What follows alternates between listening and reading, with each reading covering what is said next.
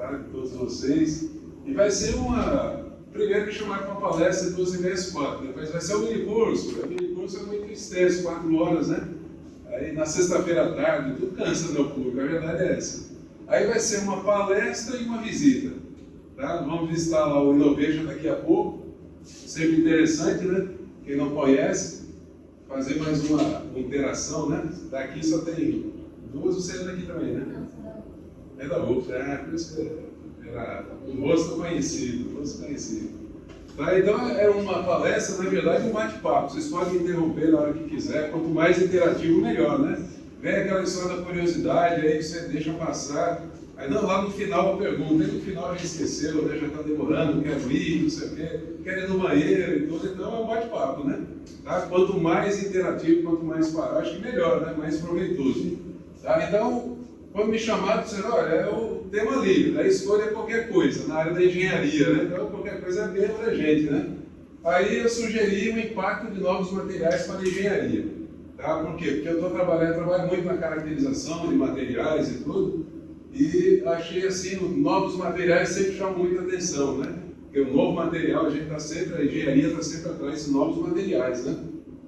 Então essa palestra poderia também se chamar o impacto de novos materiais para a sociedade, né?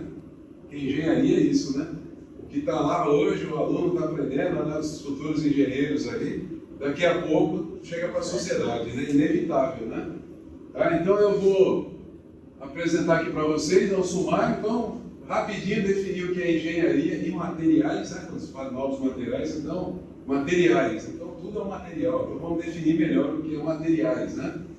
Novos materiais e materiais novos, né? A mesma coisa será? Então vamos ver daqui a pouco.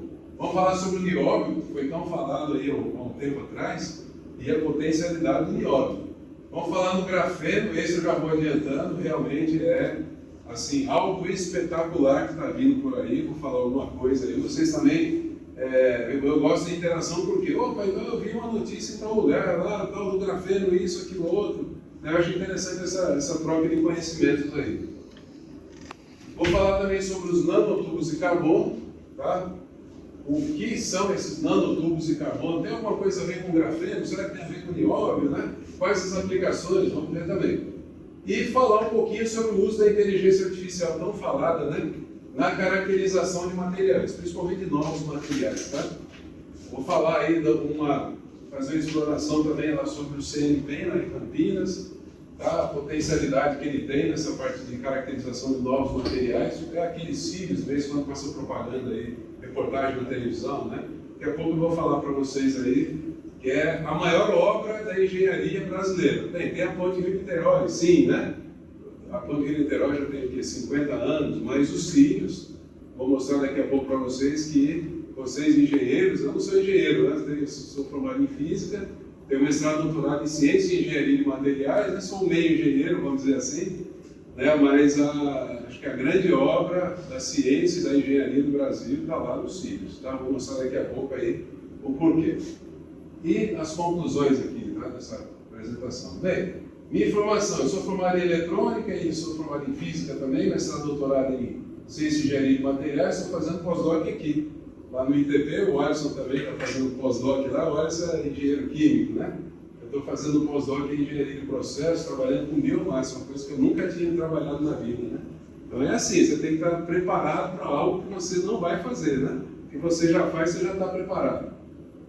Eu atuo lá nos laboratórios de pesquisa do Departamento de Física, lá da Universidade Federal de Sergipe, trabalho lá com microscopia eletrônica, sou docente do mestrado nacional profissional em ensino de física, porque o profissional é o professor de física, que está em sala de aula, né? Está lá como aluno. Então, eu faço parte de lá, sou docente colaborador lá do programa de licença em engenharia de materiais, tem mestrado e doutorado, né? Nível 6 da CAPES, lá da farmácia. Então é interessante, né? A minha formação tem nada a ver com farmácia, né? Mas eles usam caracterização, por exemplo, raio-x, termogravimetria, que eu vou mostrar daqui a pouco, e aí tem tudo a ver com o que eu faço. Então é interessante, né? O cara olha lá no meu currículo, vai ter esse artigo aqui para o pessoal da área de farmácia, de fármacos, né? Você tem alguma coisa a ver? Eu tenho que explicar e mostrar, tem alguma coisa a ver, né? Eu fiz tal caracterização, XPS, DRX, TG, né? Então, a abrangência é muito maior do que a gente pensa, né? Também sou docente colaborador, né, lá em Geologia e aqui no PEP também. Quando eu digo docente colaborador é porque eu oriento ou co-oriento alunos de mestrado ou doutorado, né? Sou revisor de projetos aqui da agência estadual, né, da FAPTEC, né, Fundação de Apoio à Pesquisa e Inovação Tecnológica. Fui coordenador de ciências da SEDAC, lá em São Paulo, no projeto Guanabara, em Minas Gerais. Orientador de PIBIC, PIBIT, TCC, mestrado. Membro do Corpo Editorial de Pesquisa da UNESA, bolsista de produtividade, eu fui durante 4 anos e agora, em 2025, vou começar como embaixador do CNPq em Sergipe. O CNPq é onde fica o CIRIUS, lá em Campinas, né? Que é o Centro Nacional de Pesquisa em Energia e Materiais. Então, eu fui escolhido aí como representante aqui do Estado. Esse primeiro edital foi Norte e Nordeste, porque o número de pesquisadores do Norte e Nordeste e Centro-Oeste também, né? Estava muito pequeno em relação ao Sul e Sudeste, e aí fizeram esse programa, né? O primeiro programa aí de representantes. Então, todos os estados do Nordeste, Norte e Nordeste têm um representante, e aqui de Sergipe eu fui selecionado lá pelo CNPq, aí no biênio 2025-2026. E também vou falar aqui algumas facilidades, e de repente também vocês ainda estão mais próximos, podem utilizar lá. Uma dúvida é, os CIRIUS, que custou só os CIRIUS 1 bilhão e 800 milhões de reais. Será que para fazer algum trabalho, mandar um aluno, ou eu ir lá, né, com o meu material e fazer uma caracterização, será que é muito caro? Não, é de graça. E ainda paga a sua passagem de volta de avião, tem hospedagem lá, tem alimentação, tudo por conta do Ministério da Ciência e Tecnologia. Então esse tipo de coisa que é a maior obra do Brasil ainda não chegou aos ouvidos, né? Nem aos pesquisadores, né? Quando eu falo isso daqui, o pessoal, eu pensei que tinha que pagar, eu pensei isso, eu pensei aquilo, né? Porque, na verdade, a informação correta não chegou. Tá? Então, por isso que foi criado esse... Para participar dessa, precisa estar envolvido com algum projeto de pesquisa? Olha, não, tem que estar envolvido... Você sendo professor de uma instituição... Pronto, exatamente.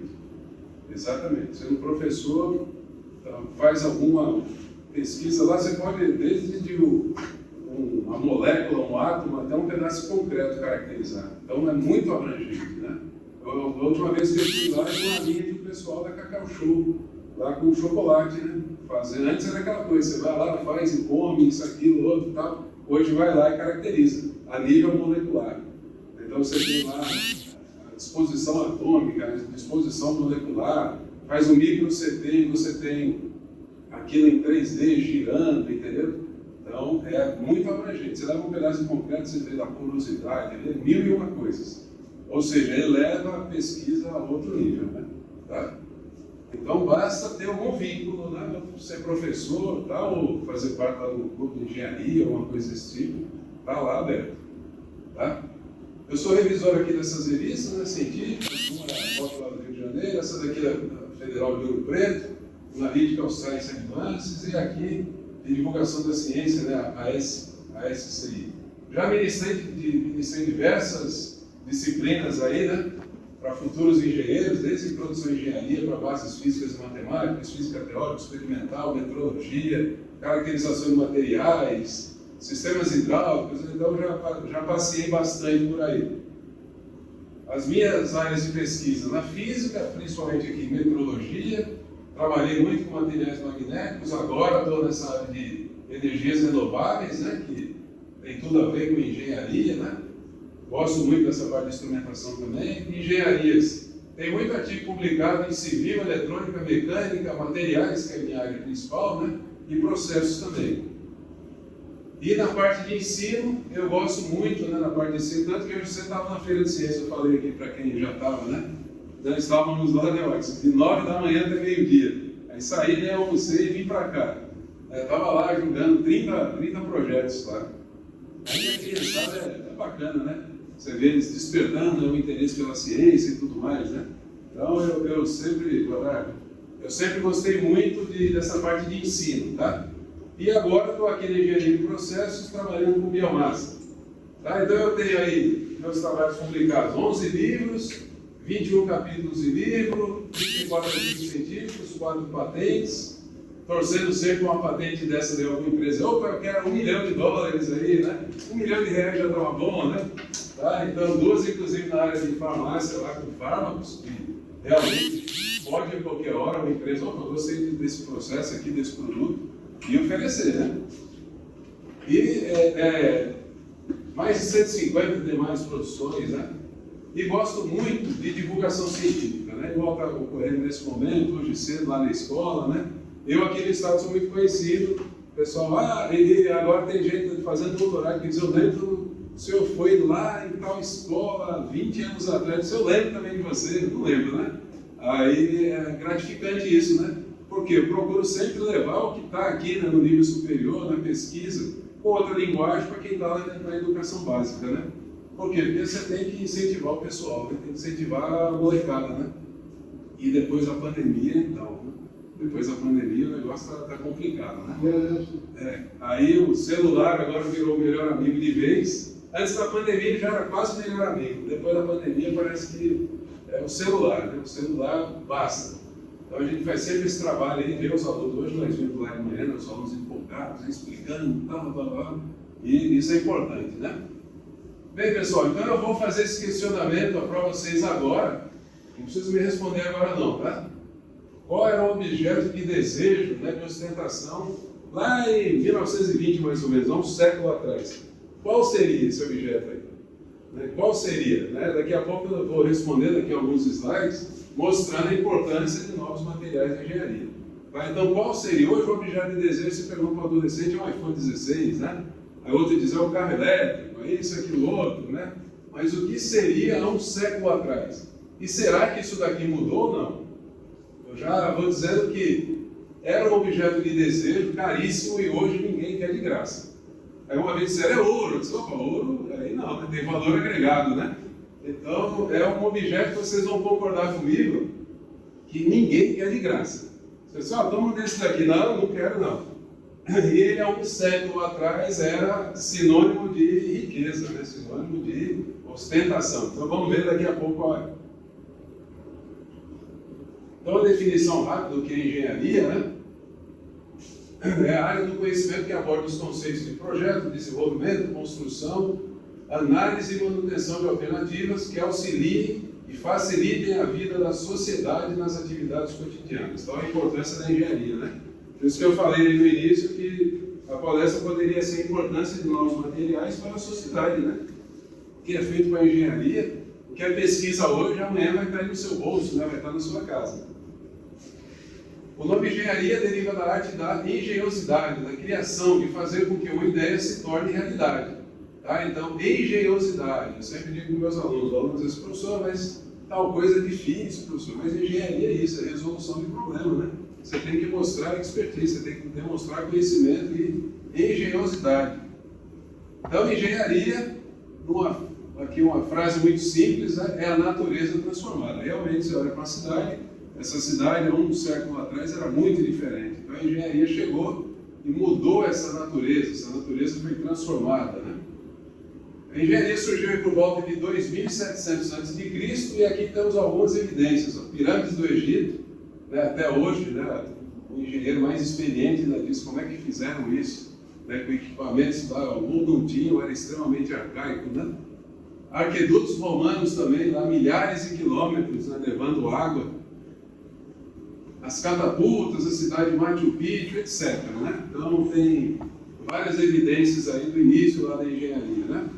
E materiais, o que seria, né? Quando você fala em engenharia de materiais é uma coisa muito ampla, né? Então vamos começar a funilar, a definir isso. Materiais, define-se como sendo aquilo que empregamos na construção de bens materiais, tá? Habitações, veículos, máquinas e equipamentos diversos, utensílios, etc. Então realmente é uma classe extremamente extensa, né? Muito grande, de materiais. Porém, nós podemos começar a fazer uma classificação através das propriedades dos materiais, né? Então, a primeira, as propriedades mecânicas, outra, elétricas, será que isso aqui é um condutor? Será que serve para um fio? Propriedades térmicas também, magnéticas, ópticas e químicas, tá? Então, essas são as 6 propriedades fundamentais aí dos materiais, tá? Então, se você quiser fazer lá um óculos, por exemplo, você tem que observar a propriedade óptica desse material, né? Será que esse material possui o índice de refração adequado, será que ele é refringente, birrefringente, tá? Propriedade química. Então, quando você olha nisso daqui, você já começa a fazer associação com as indústrias, né? Olha lá, mecânica, elétrica, térmica, magnética, ótica, química, tudo a ver, né? Então está aí a grande importância dos materiais, de uma maneira geral, né? Tecnicamente são classificados em 3 classes independentes e uma classe composta, tá? Então as 3 classes independentes são os polímeros, uma classe gigantesca, né? As espumas, tá? Isopor e tudo mais. Cerâmicas também, desde a cerâmica chamada cerâmica de material de construção, né? O bloco cerâmico, né? Cerâmica vermelha, possui baixo valor agregado, até as chamadas cerâmicas técnicas. Metais, também é uma classe gigantesca e extremamente importante, e essas são as 3 classes, as principais independentes. E qual seria essa classe composta? É a classe dos compósitos, tá? Então, materiais compostos. Qual é, se me perguntasse aqui, nessa classificação aqui, qual é aqui de 2 décadas para cá, ou um pouco mais, tem crescido mais? Qual será? Os polímeros, as cerâmicas, metais ou compostos? Todas têm um crescimento muito grande, né? Cada dia mais. Mas qual que teve o maior aumento? A de compósitos, né? Materiais compostos. E o que é um material composto? Olha só. Um material composto ele tem que ser formado por no mínimo 2 materiais que tenham propriedades distintas, né? Que você tenha um outro material com uma propriedade melhorada, né? Tá? Então não basta ser 2 materiais diferentes. Então você tem que ter um outro material que tenha propriedades melhoradas, né? Então vamos ver lá as 3 classes distintas. Polímero, exemplos, a borracha, PVC, cerâmica, porcelana, cimento, pedras, metal, ferro, cobre, alumínio, aço, latão, né? Bem, o que é o concreto armado, pessoal? O concreto armado é um compósito, né? Compósito, ele é feito do quê? Cerâmica, né? O cimento, pedras, né? Ferro também, não é isso? Vergalhões e aço e tal, água. Então, o concreto armado é o primeiro exemplo quando se fala em material compósito, né? O pneu, por exemplo. Ó, né? Aí você pode perguntar para uma pessoa, o pneu é feito do quê? Borracha, né? Pronto. Só borracha não, né? Tem a cinta também, né? Então, a cinta de aço. Então, o pneu também é um composto. Uma fibra de vidro, por exemplo, ela não existe sozinha, né? Tá? Ela é uma junção de polímero com cerâmica. Bem, e esses exemplos aqui, eles vão aos milhares, né? Aos milhares. Quase tudo hoje é um composto. Quando você fala na indústria aeronáutica, aeroespacial, novos materiais, nunca vai ser um metal só, ou uma cerâmica, ou só um polímero, né? Sempre vai ser um composto, né? Vai ser uma associação aí de materiais. Às vezes, das 3 classes, você tem um composto aí, né? Você pega o melhor lá do metal, um pouquinho da cerâmica, lá o melhor, um pouquinho lá do polímero, às vezes você quer, por exemplo, flexibilidade e tudo mais, tá? Então, essa classe de compostos aqui é que gera grande atenção aí, mundialmente falando, tá? Na parte de caracterização de materiais, a indústria, tá? Bem, então se você pegar esse livro, por exemplo, ó, agora tem em português, né, do Michael Ashley, Seleção dos Materiais do Projeto Mecânico, então, você olha lá, mas o que é isso daqui tudo? Então você olha aqui no eixo X, tem temperatura, lá no eixo Y é resistência, né, lá em megapascal. Então o que acontece? Você tem os metais aqui, né, tá? Temperatura de trabalho, resistência. Você tem os polímeros e elastômeros aqui, olha só, temperatura de trabalho menor e tudo mais, espumas. As cerâmicas técnicas, olha só, né, temperatura de trabalho altíssima, né? Vocês lembram daquele ônibus espacial lá que Discovery e tudo mais, Columbia, né, Challenger, que um daqueles, na reentrada, ele espatifou, né, pegou fogo e tudo. Era o quê? Embaixo dele, na reentrada, a temperatura chega em 1500 graus. Então, embaixo da cerâmica técnica, várias cerâmicas técnicas, e algumas, exatamente, algumas soltaram. Né? Eram 3 ou 4. Olha, eu acho que dá para voltar. Eles poderiam ter feito reparo, né? Exatamente, exatamente. Tipo, vai custar $1 bilhão. Tenta entrar, né? Aí aconteceu aquilo, né? Aquele acidente terrível, né? Tanto que agora os novos, aquilo eram bloquinhos, né? Você olhava, bloquinhos. Né? Vários blocos, vários tijolinhos, né? Até para, acho que no vídeo consegue visualizar. Soltando, né? Exatamente, exatamente. Aí hoje não. Na época era o que dava para fazer. Hoje né, nessas naves mais novas, não, você já tem aquela parte ali de baixo, toda uma cerâmica técnica com uma coisa só. Já não tem esse perigo, né? Mas na época não tinha tecnologia para isso. Exatamente. Então aqui, infelizmente, é um triste exemplo, né? Um triste exemplo do que aconteceu. E as cerâmicas não técnicas aqui, né? Então o ESHB é o livro base, né? A Bíblia, né? Na parte de seleção de materiais, né? Quando você está fazendo engenharia mecânica, você já vê de cara esse tipo de coisa, né?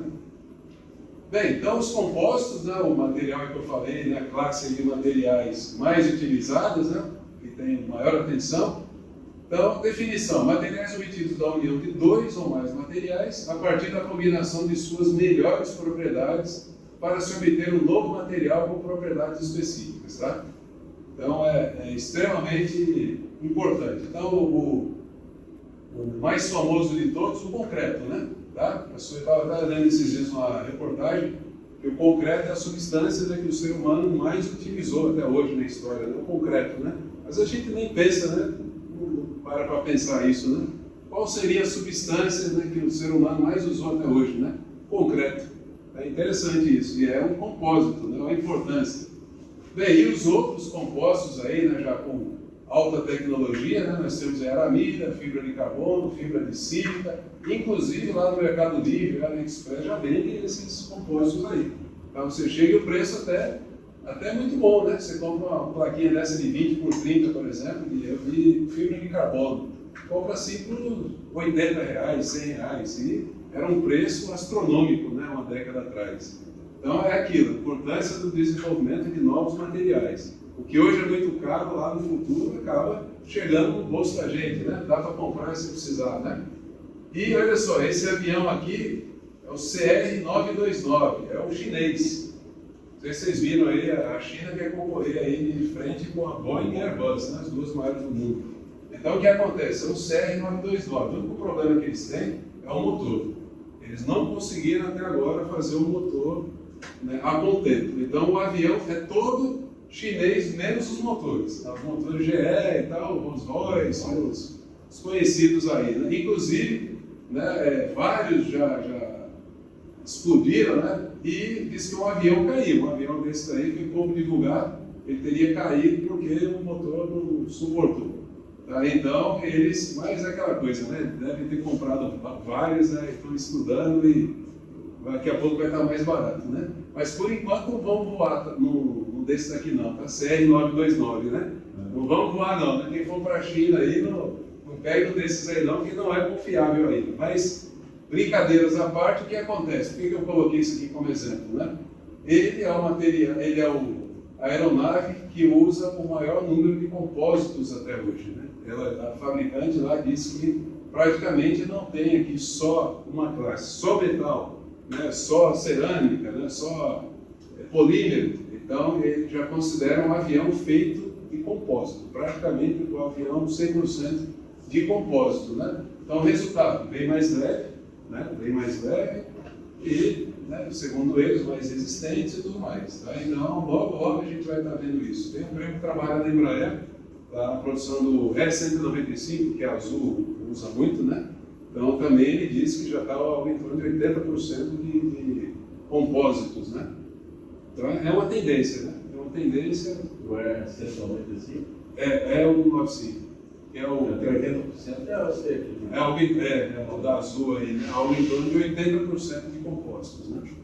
Tá? Então é isso. Bem, chegou a hora de responder a pergunta. O que vocês acham? Qual era o objeto de desejo e de ostentação há cerca de um século e que hoje ninguém quer? Né? Hoje, se eu chegar aqui, ó, toma aqui de presente para vocês, ninguém vai querer isso. O que será, né, que é? Então, acho que é meio difícil de pensar o que, né? Vocês estão pensando aí o que seria, né? Telefone fixo. Telefone fixo seria uma boa. Relógio, mas aí o colecionador queria ainda um, né? O que seria isso? Olha só, o que é isso aqui, pessoal? Uma lâmpada. É a chamada lâmpada de Edison. É a primeira lâmpada da história, né? Bem, a literatura diz que o valor de uma lâmpada dessa, boa tarde, uma lâmpada dessa daqui, há cerca de um século atrás, custava o equivalente hoje a $200, uma lâmpada dessa. E veja só, por que era um objeto de ostentação? E se você tivesse uma lâmpada dessa em casa, era sinal que você tinha energia elétrica, né? Então você morava onde? Em Manhattan, né? Que é o primeiro lugar do mundo a ser eletrificado, né? E qual é o problema dessa lâmpada aqui? Ela durava algo em torno de 10 ou 12 horas acesa só. Então era aquela coisa, você tinha que reunir ali família, amigo, não sei o que, uma reunião, ligava, opa, daqui a pouco tem que desligar. Por quê? Porque o filamento era de carbono, tá? Filamento de carbono, o vácuo aqui era um vácuo muito ruim, né? Não tinha equipamento na época, né, para isso, né? Então fazia, o Thomas Edison, que foi o primeiro bilionário, né, da indústria da tecnologia, o Thomas Edison, né? Ele viu que se não fizesse vácuo, esse filamento era questão de segundos, ele romperia, né? Então ele viu que tinha que fazer vácuo, porém não tinha equipamento suficiente, né? Dizem que fazia vácuo puxando, né? Uma coisa bem rudimentar, né? E como se fosse um êmbolo, exatamente aqueles êmbolos e tal, né? Para fazer um vácuo muito ruim, né? Mas já era o suficiente para fazer acender aqui, né, o filamento e durar algumas horas, tá? Então, o que acontecia? Se você chegasse na casa de alguém e tivesse lá uma lâmpada acesa, sinal que essa pessoa tinha muito, se tivesse duas, né, era muito bem vivida. 5 ou 6 era milionário, né? Por quê? Porque primeiro você tinha que ter energia e outra. A lâmpada ia queimar, você tinha que ter outra, né? Vocês concordam que ninguém quer mais, né, uma lâmpada, né? Dessa daí, né? Bem, essa lâmpada durou algo em torno de 10 anos, né? Fabricavam esse preço altíssimo. Aí depois veio a lâmpada com filamento. Vocês lembram do que é essa daqui? Lâmpada incandescente. Lembra desse filamentozinho? Que a gente olhava, balançava, né? Ou olhava e dava para ver, né? Que estava rompido ali. Esse filamento aqui é de carbono. Vocês lembram do que era isso daqui? Tungstênio, exatamente. Tungstênio. Tá? Então, tungstênio, a temperatura aqui no filamento, imagine, você coloca aí 127 volts, ou 220, a temperatura aqui é algo em torno de 1.800 graus, né? Então, o tungstênio vai fundir por 2.000 e poucos graus, né? Mas a gente lembra que trocava sempre lâmpada, né? Estava trocando sempre lâmpada, tá? Aí o que acontece? Saímos aqui da incandescente, fomos para fluorescente, né? E na época que lançaram a fluorescente, eu até lembro, né? Diziam assim, olha, agora chegou a definitiva, né? Acabou a tungstênio para sempre, agora vai ser fluorescente, né? Por muitos e muitos anos aí veio a de LED, logo, e aposentou a fluorescente, né? A fluorescente hoje é desperdício que tem em casa, né? Desperdício de dinheiro. Uma lâmpada dessa daqui de 40 watts, uma de LED de 12 watts, né, ilumina até mais, né? Por quê? Porque é uma luz fria de LED, né?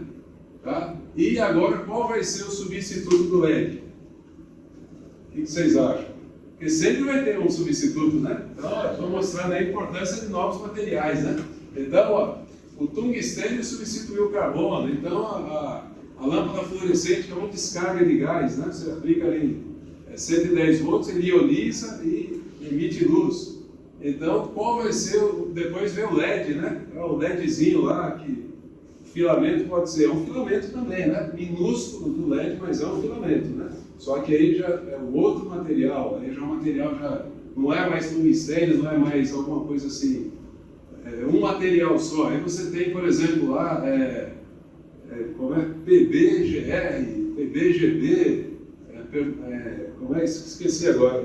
Germanato de bismuto, né? Então já é uma coisa bem mais complexa, mas também é um filamento. Bem, já adianto que o que vem por aí que vai substituir a lâmpada de LED vai ser a lâmpada de grafeno. Tá? Lâmpada de grafeno. A lâmpada, essa daqui durava 10 horas, 12, essa daqui passou para 1.000 horas, a de fluorescente, sei lá, 10.000 horas, a do LED 10.000, 20.000 e a de grafeno, pelo que está vindo por aí, estão dizendo vai durar 1.000 anos uma lâmpada. Então aí vem alguma coisa surpreendente, né? Surpreendente. 1.000 anos é inimaginável, né? A de grafeno seria catodoluminescente?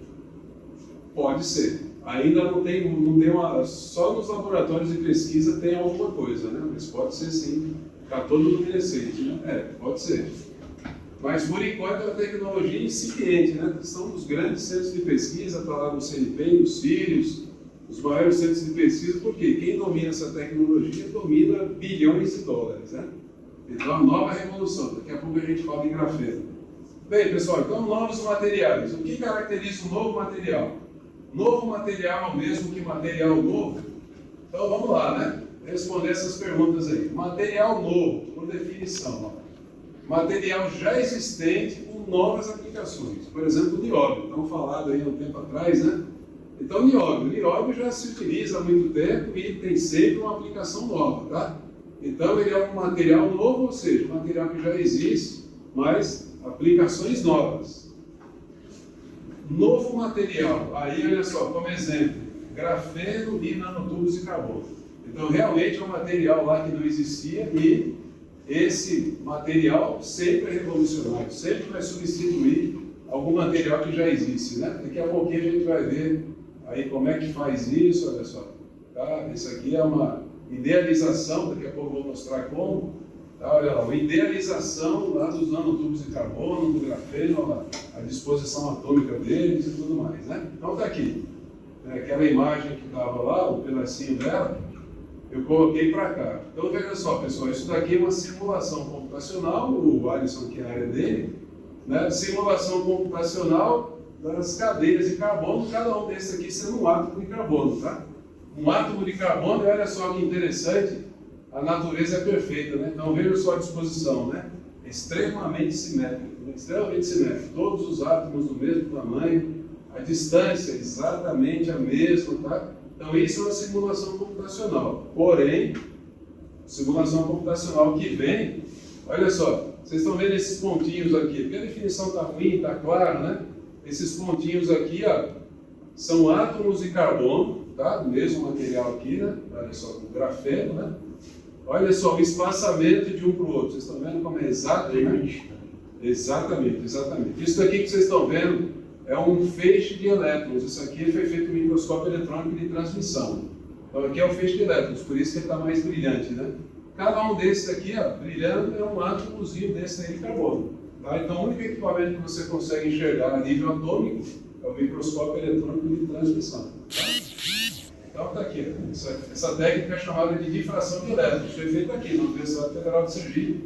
Eu acompanhei no dia, estava aprendendo ainda, né? E foi a primeira vez que eu vi um átomo ali, né? Um átomo.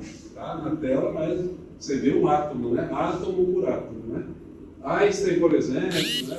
Há um século atrás, e outros, né? Grandes cientistas, diziam que seria impossível o ser humano visualizar um átomo, né, separadamente, né? Mas é possível sim, tá? Aqui na Universidade Federal de Sergipe tem, nos estados de vocês aí tem também, né? É o microscópio eletrônico de transmissão. Vou mandar daqui a pouquinho, acho que tem uma foto até desse microscópio aí. Custa assim, $800 mil, é muito dinheiro, mas para pesquisa nem tanto, né? Os valores são altos, né? Mas algo em torno aí de R$4 milhões, né? R$4,5 milhões, né? Mas tem muitas aplicações, né? Pessoal, quando é que começou essa corrida aí por materiais de alta performance, né? Os materiais, novas aplicações de materiais e novos materiais mesmo? Lá no início dos anos 80, tá? Devido à corrida espacial. E alguns de vocês se lembram bem disso daí, né? A história da antiga União Soviética e Estados Unidos, a disputa, né? Exatamente, a Guerra Fria. Vocês lembram disso aqui, o Sputnik, né? O primeiro satélite, né? O primeiro satélite artificial lançado pela União Soviética, né? Na época. Diâmetro, 58 centímetros, né? Massa, 86 quilogramas. Isso aqui é o tamanho de uma bola de basquete, né? Mais ou menos. Aqui na CCTEC, Casa da Ciência e Tecnologia, tem uma réplica, né? Dele. Exatamente uma réplica, você chega lá e diz Sputnik. Né? E o interessante, não sei se vocês conhecem essa história, ele foi lançado e como é que a União Soviética ia provar que o satélite estava lá em órbita e tudo mais, né?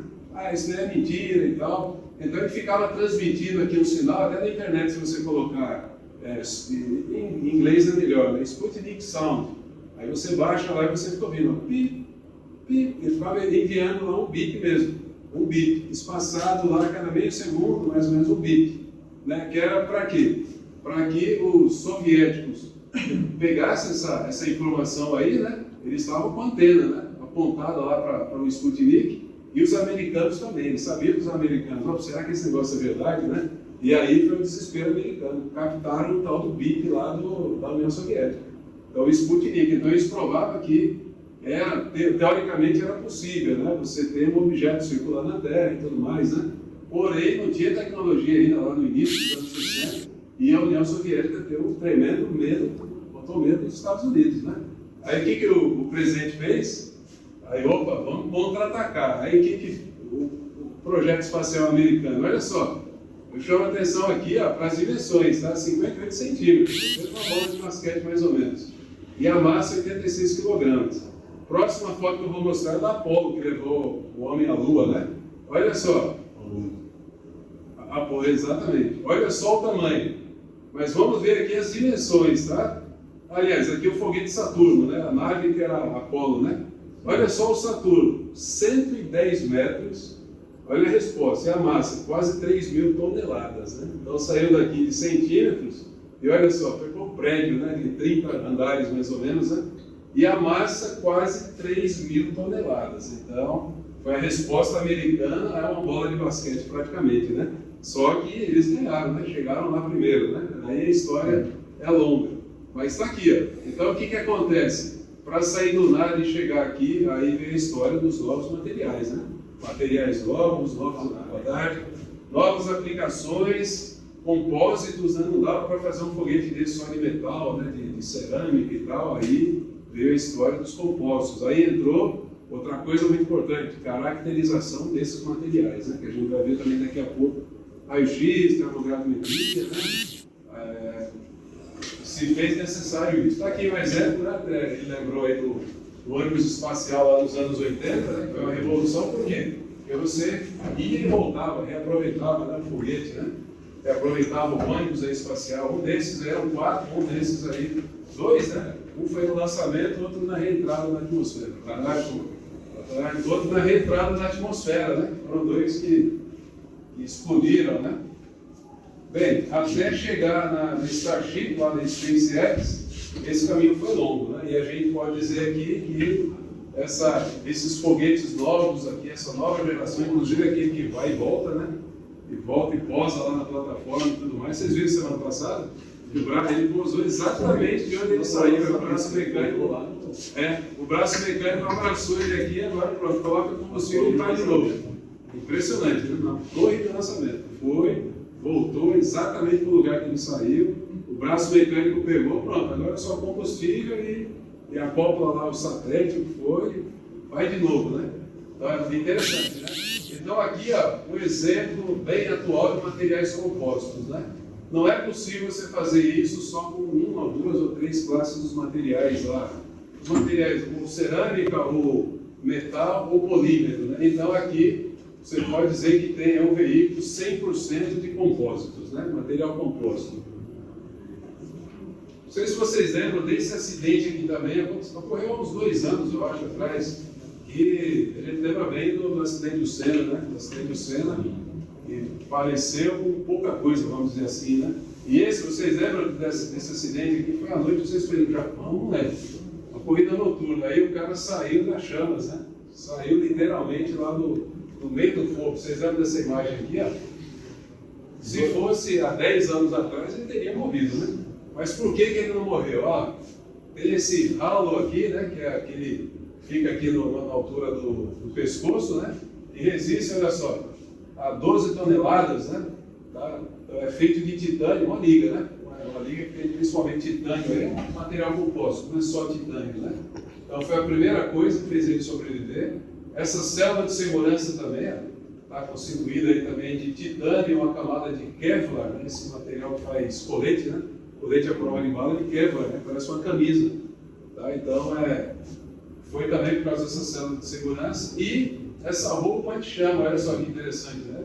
Macacão, luva, bota, tudo isso é feito desse material chamado Nomex. Já ouviram falar? Nomex. N-O-M-E-X. Nomex. 3 camadas de Nomex. Então a roupa toda dele, tudo é feito e revestido com essa Nomex. É da DuPont, esse material. É o maior fabricante do mundo, né, dessa área de compostos, é a DuPont, americana. Né? Então aqui, ó. Nomex é uma marca registrada para um material resistente ao fogo de metalarmida, desenvolvido pela DuPont. Né? DuPont é gigante, né? Bem, quem tem carro aqui tem alguma coisa da DuPont, né? Com certeza tem. Alguns carros estão até escritos lá no meu, quando você levanta ali a mala e está lá, DuPont. Então, todo carro, segundo a Dupont, né? Todo carro no mundo tem alguma coisa dela. Aí o chinês disse, não, aqui vocês não entram, né? Aí começa aquela briga, mas, vamos dizer, no mundo ocidental, todos os automóveis, etc., né? Tem alguma coisa da Dupont. Tá? Então, esse material aqui é um material extremamente resistente a chamas, né? Então, a capacidade térmica aqui dele, olha, essa sua área aí, né? A capacidade dele é impressionante, né? Bem, vamos falar do nióbio, né? O famoso nióbio aí, que entra um pouco em oportunismo, um pouco na política, tudo, a gente sabe que sempre tem uma coisa ou outra de manipulação, seja quem quer que seja, né? Sempre entra, né? Igreja, política, sempre tem alguma coisa tendenciosa. Bem, o nióbio, vamos lá. Se o Brasil vendesse toda a sua reserva, seria um país mais rico do mundo. Bem, vamos ver o que acontece. O nióbio, ele não existe na natureza sozinho, ele é extraído do minério chamado de coltano, tá? Uma mistura de dois minerais, o columbita e tantalita, tá? Então, aí do coltano você extrai a columbita e a tantalita. A tantalita é aquele que chama de capacitor de tântalo, já ouviram falar? Capacitor de tântalo, aqueles componentes, se você olhar ali no notebook, por exemplo, no celular, uns pretinhos, bem pequenininhos, né? Os maiores são os circuitos integrados de silício. Os menores, alguns são amarelos, outros pretos, são capacitores de tântalo. Então a gente lembra da televisão antiga, aqueles capacitores grandes, né? Tinham dois terminais, o pessoal dizia, duas perninhas, né? Então era o capacitor eletrolítico, tinha óleo e tal. E o capacitor de tântalo, lá de 1 por 1 milímetro quadrado, substitui um capacitor enorme, tá? Eletrolítico.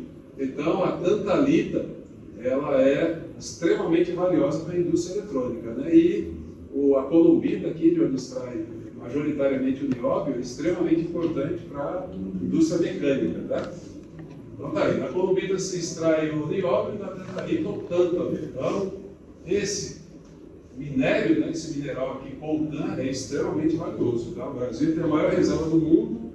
E lá em Angola e tal, lá na África, tem até uma luta por territórios lá por causa da extração desse mineral. Tá? Então, quando vocês verem uma luta lá na África e tal, por um mineral, saibam que é por causa do nióbio e do tântalo. Tá? Bem, então o nióbio, o Brasil é o maior produtor mundial.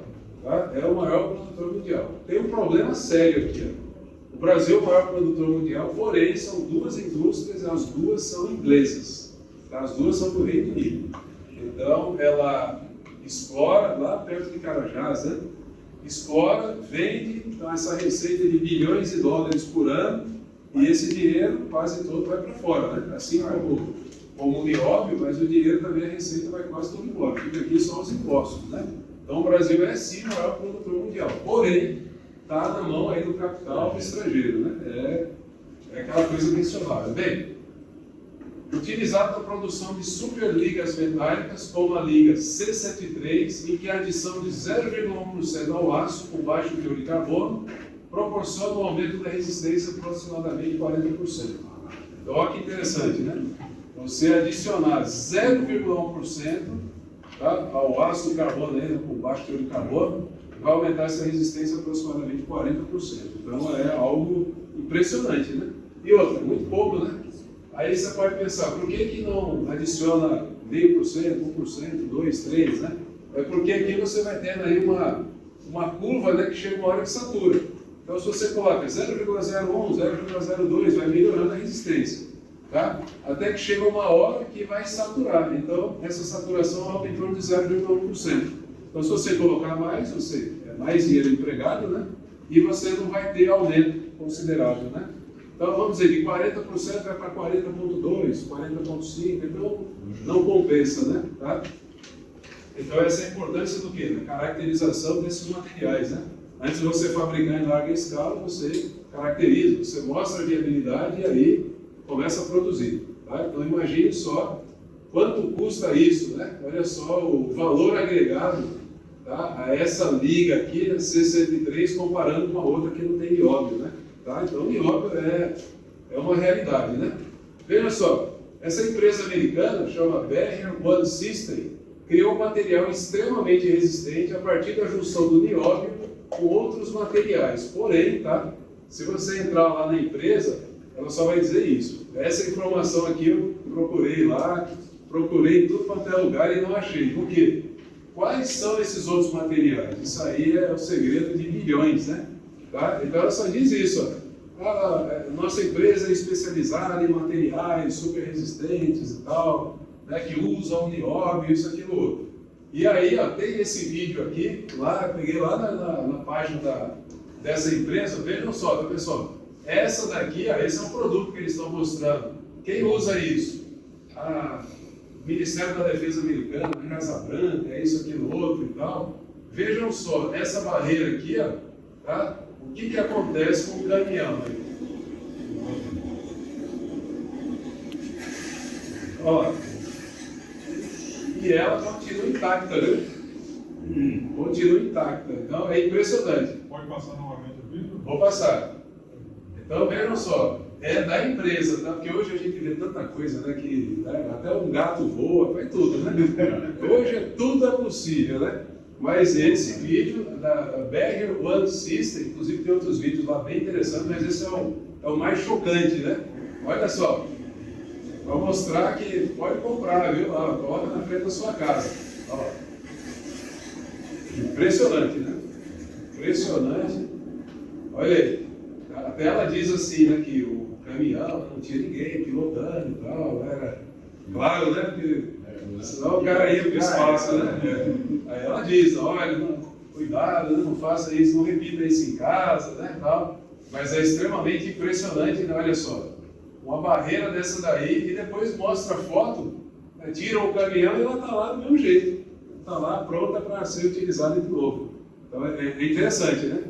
Agora, nióbio com outro material. Qual? Aí vale. Aí vale centenas de milhões de dólares, né? Então é interessante, tem umas barreiras aí, inclusive, que usam na Casa Branca, ONU, que saem do chão, né? Uma barreira de 1,5 metro, que é resistente a um carro-bomba de não sei o que e tal. Mas, professor, com essa tecnologia que tem hoje para verificação de materiais, se você pegar um material, mostra material, você consegue? Consegue. Mas quem que vai dar uma Quem vai dar? Exatamente. Não consegue gerar um pedacinho. Atirar o pedacinho, Sim, Consegue. Boa pergunta. Boa questão. jogar no MEP, já dá Se pra não, entender. vai estar nascendo, né?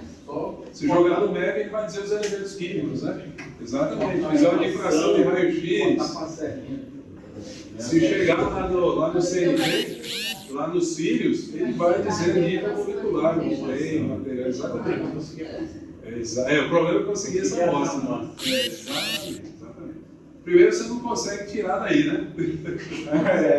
Isso também, né? Chegar com a serrinha lá, se vocês verem alguém sendo preso lá em Nova York, sou eu com a serrinha, assim, ó, tirando um pedacinho, tentando tirar um pedacinho, mas essa serrinha aí não vai nem arranhar literalmente, né? Exatamente. Mas é isso. A pergunta é exatamente isso.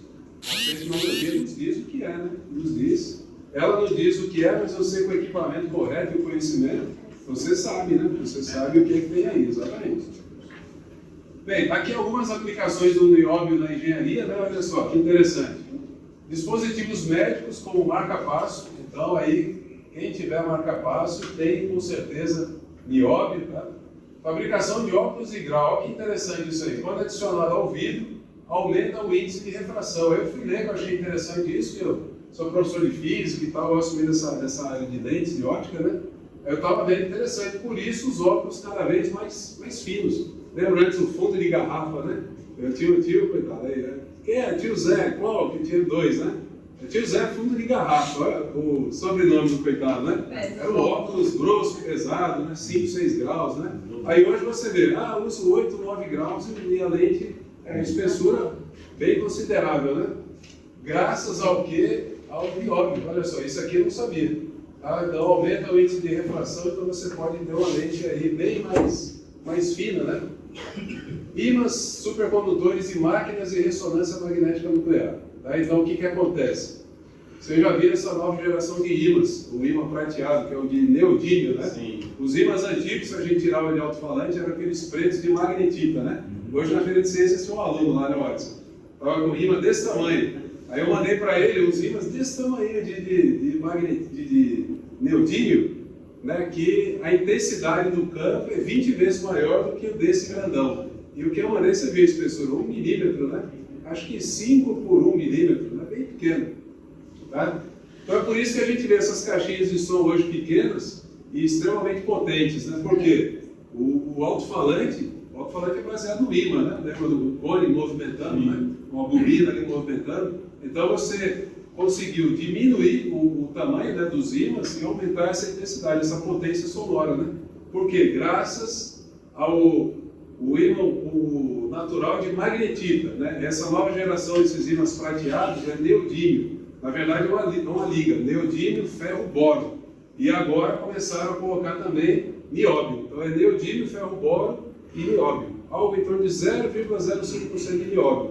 Também tem essa capacidade de aumentar a intensidade do campo magnético. Então você tem hoje um ímã minúsculo que você consegue levantar, né, 5 quilos, 10 quilos com um ímã insignificante, graças a essa nova tecnologia aí, tá? Aplicação extremamente importante, ó. Máquinas de ressonância magnética nuclear. Antes você tinha máquinas gigantescas, hoje você tem as máquinas bem menores, né? Então você precisa de um campo magnético muito intenso e você consegue com essa nova família de ímãs, né? Os ímãs de neodímio, ferro, boro e agora nióbio também, tá? Então a importância, né, de novos materiais para a engenharia e para a sociedade o tempo todo, né? Mais aplicações, tá, do nióbio na engenharia.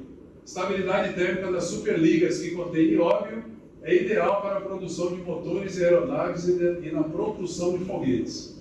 Tá? Então você olha lá o foguete lá da SpaceX, então ele com certeza vai ter nióbio lá, tá? Com certeza vai ter. Por quê? Porque ele aumenta a resistência, ele tem uma estabilidade térmica muito grande, né? O nióbio por si só, então você consegue ter motores mais leves com isso, né? Você consegue espessura bem menores e tudo mais, tá? Por exemplo, estabilidade térmica. Se eu pegar uma amostra de nióbio lá de 5 miligramas, aqui tem equipamento que eu consigo saber qual a faixa de temperatura dele, que ele é estável termicamente. Tá? Eu vou lá da temperatura ambiente até 1.200 graus. Pelo que eu vi, 1.200 graus ele vai estar, não vai dilatar nada, tá? Não vai acontecer nada com ele. É extremamente estável até algo em torno de 1.600 graus. Tá? Então, esse tipo aí de análise dá para fazer, né? O equipamento até é simples, né? Bem, baterias recarregáveis, etc. Né? Cada dia surge uma aplicação nova do nióbio, né? Sempre o nióbio adicionado, né? Não o nióbio puro, né? Então, por si só, já é um compósito, né? Na engenharia civil, olha que interessante. Possibilita a construção de prédios mais leves e resistentes por uso das superligas de aço, aquela lá C103, né? Então você tem aí, tá voltando, né? Tem aqui em Aracaju, antigamente com as Amaresi e tudo mais, na beira de praia, você não via aqui prédio de aço, né? Então aqui já começaram a construir, utilizando essas superligas, você tem aí, além de maior resistência, você tem aí estruturas mais leves, né? Graças aí a essas superligas que tem nióbio, tá? Desculpa interromper. Não, pode interromper. Você falou aí da parte da construção, usando superligas. Eu pensei no caso clássico do Japão, na parte de terremotos e tal. A parte de torção, ela é boa? Também, exato. E lá os terremotos tem um sistema de amortecimento, né? Então você tem um material bem mais resistente, o sistema de amortecimento, e você consegue deter, né? O poderio aí do terremoto, né? Sim. Exato. Bem, pessoal, então, em matéria de novos materiais, esse daí, tá? Já tem gente, não sei se é exagero quando é alguma coisa nova, né? Mas pelo que eu tenho lido, visto, né? O grafeno realmente talvez seja o material mais revolucionário que o ser humano já inventou, tá? O grafeno. Então vamos ver aqui algumas coisas, né? Tá bem no começo ainda, poucos institutos pesquisando, muito dinheiro envolvido, mas já tem aplicações do grafeno aí na prática, né? Lembra? Eu mostrei essa imagem aqui, lembra agora há pouco, esses átomos de carbono aí, tá? Então, por quê? Eu falo átomo de carbono aqui, eu digo grafeno, né? Porque o grafeno é uma das formas cristalinas do carbono, tá? Carbono mesmo, carbono, a coisa aí que mais simples que possa ter, né? Aqui, ó, tá uma amostra de carbono. O que é isso aqui? Carvão, né? Carvão mineral, ó. Tá? Lápis, né? Grafite, é carbono, tá? Então, veja só, estou falando em coisas aqui, em primeiro lugar, extremamente baratos, né? Grafite, carvão mineral, carbono, né? E como é que eu falo do grafeno, que é um material talvez o mais revolucionário da história do ser humano? Então vamos ver, né? Por quê? Tá aí, onde é que se encontra? Olha lá, aqui está o carbono, né? O grafite, pode virar grafeno. Aqui, ó, a representação que eu mostrei aquela hora, né? Mostrando aqui o espaçamento e tudo mais, esses átomos de carbono, simulação computacional, isso daqui é a base do grafeno, tá? Começou tudo aqui, né? Começou desse jeito, depois veio para cá, depois começaram a fazer aplicações, vamos lá. Então foi nesse equipamento aqui, da Universidade Federal do Sergipe, que foi feito aquela imagem ali, tá? Microscópio eletrônico de transmissão. A diferença dos outros microscópios é que a amostra ela vai aqui, ó, exatamente no meio, tá? No meio. Então os outros sempre ficam aqui embaixo, né? Você tem luz ou feixe de elétrons e captura essa imagem. A diferença desse é que o feixe atravessa e chega lá na câmera. Então por que chama transmissão? Porque essa imagem aí que vocês estão vendo na tela e aquela que eu mostrei, ela é resultado da transmissão, a imagem que foi transmitida, né? O feixe de elétrons passou pelo material, chegou aqui embaixo, então eu tenho aqui uma imagem que foi transmitida, está vendo aqui nesse caso, ó, está na tela, né? Então esse microscópio, ele consegue chegar a 1.200.000 vezes de aumento. É por isso que você consegue ver a nível atômico, tá? Então esse microscópio que eu falei que é algo em torno de $800.000, tá? Tem 3 computadores para comandarem ele e tudo mais. Você também tem o EDS acoplado, ele falou agora há pouco, né, do MED, mas no TEM também você consegue ver quais são os elementos químicos, né? O EDS é a espectroscopia de energia dispersiva. Você coloca o seu material no porta-amostras e ele vai dizer quais os elementos químicos que compõem esse material, como é o caso daquele material lá que a gente não sabe, né, da empresa. Se colocasse, ele iria dizer os elementos químicos, tá, presentes ali naquela amostra, tá? Bem, olha só, agora começam as coisas assim, fora do racional, vou dizer assim, tá? Olha só, grafeno é o material mais forte, mais resistente, olha só, aproximadamente 200 vezes a resistência do aço. Então já começam as coisas que, assim, inimagináveis, né? É o material, ao mesmo tempo que ele é o mais forte, né, 200 vezes mais forte que o aço, é o mais leve e o mais fino que existe e pode existir. Por quê? Porque ele é constituído por uma única camada de átomos. Foi aquela simulação que eu mostrei agora há pouco, lembra? Olha aqui, ó. Como é que é o material, olha só. Tá vendo? Cada camada dessa daí tem, a nível, né, atômico, é feita por um átomo só, tá? Um átomo de carbono. Então, para você ter um grafeno, você tem ali camadas empilhadas, né? Tá? Então, camadas empilhadas, que chegam aos milhares ou milhões de camadas. E isso lá estou falando em espessura de 0,1 milímetro, por exemplo, você pode ter milhões de camadas dessas, né? Então está aqui, ó. Olha só as propriedades dele, né? Extremamente forte, né? Resistente, extremamente leve e é o mais fino que possa existir, tá? Olha só que interessante, ó. O grafeno, que é transparente, flexível e impermeável. Olha só que interessante, parece um vidro, né? Parece um acrílico, tá? Mas nessa imagem eu deveria ter colocado outras aqui. Ele, a depender da disposição dele, daqui a pouco nós vamos ver isso aí, da disposição ele pode ser completamente transparente e completamente escuro, tá? Opaco, exatamente. Então olha só que negócio maluco, né? Ele é o material mais transparente que existe e ao mesmo tempo pode se transformar na coisa mais escura que pode existir. Eu vou mostrar daqui a pouco outro exemplo. Olha aqui as propriedades malucas, né? Ele pode ser extremamente flexível e extremamente resistente. A depender também da organização dele, que eu vou mostrar daqui a pouco, tá? E é extremamente impermeável, né? Completamente impermeável. Bem, outra coisa interessante, é um material com maior condutividade que existe, tá? Tanto térmica quanto elétrica.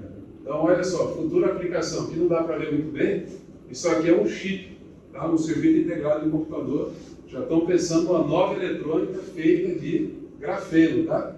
Então, olha só, um material extremamente condutor e, ao mesmo tempo, é um material extremamente isolante. Como é que pode isso, né? Extremamente condutor e extremamente isolante. Vai depender só da forma com que a gente vamos ver daqui a pouco, o outro que é nanotubos de carbono. Né? Nanotubo de carbono, já adiantando, é um grafeno, só que uma geometria diferente.